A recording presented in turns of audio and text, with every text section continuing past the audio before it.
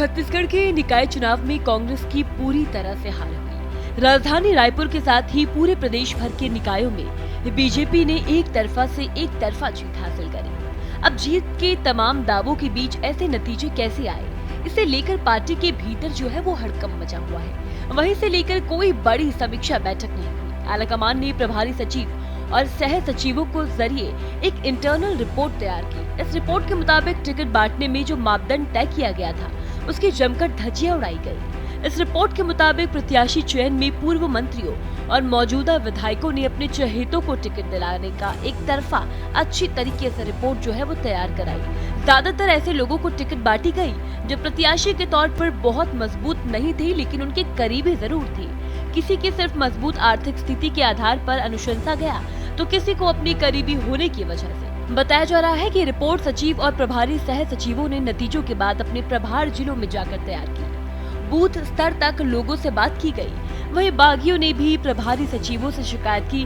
कि जीत की संभावना के बाद उनके नाम क्यों आगे नहीं भेजे गए। इस रिपोर्ट के आधार पर पूर्व मंत्री और पार्टी के मौजूदा और पूर्व विधायकों को भी तलब किया जाएगा।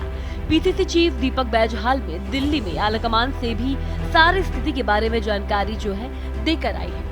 वहीं पीसीसी चीफ दीपक बैज ने साफ कहा कि निकाय चुनाव में टिकट बांटने की जिम्मेदारी सामूहिक थी। ऐसे में किसी भी नतीजे की जिम्मेदारी सामूहिक ही है। उनका कहना है कि लगातार बूथ से लेकर ब्लॉक तक नतीजों की समीक्षा की जा रही है।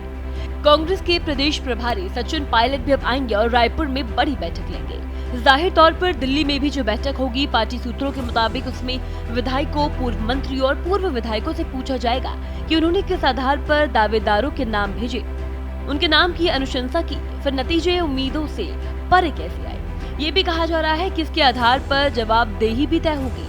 हालांकि विधानसभा और लोकसभा चुनाव के खराब नतीजों के बाद जवाबदेही तो दूर, कांग्रेस की मोइली कमेटी की रिपोर्ट भी अब तक सामने नहीं आई। कांग्रेस के निकाय चुनावों में हार के बाद पार्टी के अंदर गहमागहमी है, लेकिन ये एक ऐसा मोड़ हो सकता है जो भविष्य में पार्टी के लिए सकारात्मक बदलाव लेकर आए।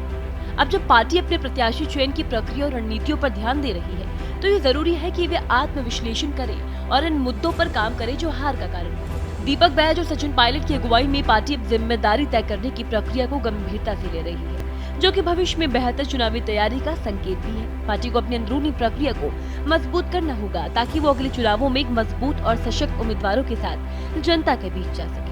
यकीनन ये कठिन समय है, लेकिन अगर कांग्रेस इस मौके का सही तरीके से इस्तेमाल करती है तो आने वाले चुनावों में नए उत्साह और रणनीतियों के साथ वो एक बेहतर प्रदर्शन कर सकती है।